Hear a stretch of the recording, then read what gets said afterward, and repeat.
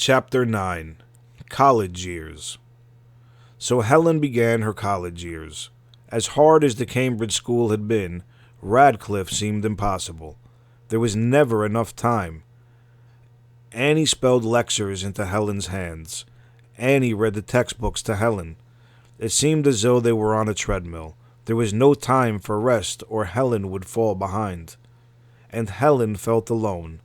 She and Annie lived in a small house off campus. It was away from the girls in Helen's classes. The girls were friendly, but many did not know what to say or how to act around Helen.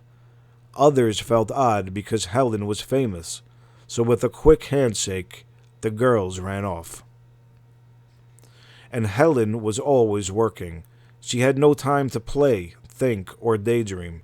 She always had a paper due, a lecture to memorize, or a test to take. Helen's first year at college was hard and lonely. In her second year, Helen began to write themes.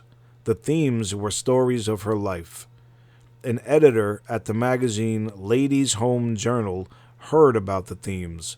He asked Helen if the magazine could publish them. He offered Helen the sum of $3,000. Helen was amazed. That was a lot of money. Helen agreed, and so she began The Story of My Life. Each month, the magazine published a new chapter in Helen's story. The first one went fine, but Helen handed in the second chapter late. The story was much too long.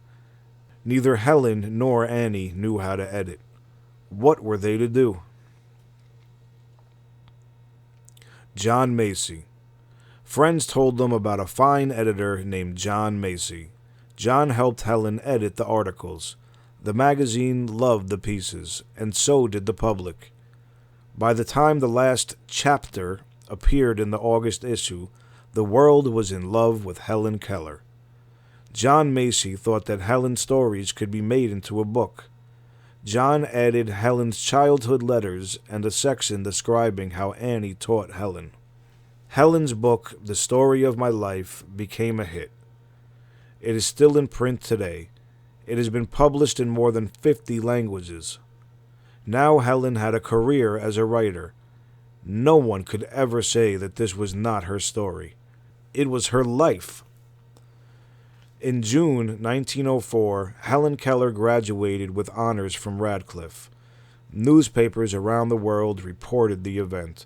Helen had achieved what no other person with her handicaps had ever done. Now she had a college degree. But what was she going to do with it?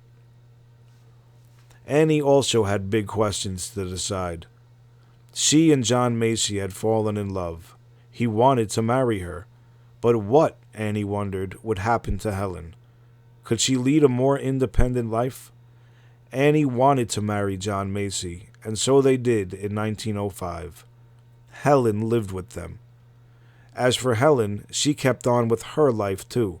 She published a second book, The World I Live In. It came out in 1908 and told of Helen's world. It described how she used her senses of touch, smell, and taste to make up for her two missing ones. The book also relieved Helen's wonderful imagination and how she pictured her world. The book was a hit, but Helen wanted to support herself. The money from the book was not enough to do that. How else could Helen make a living?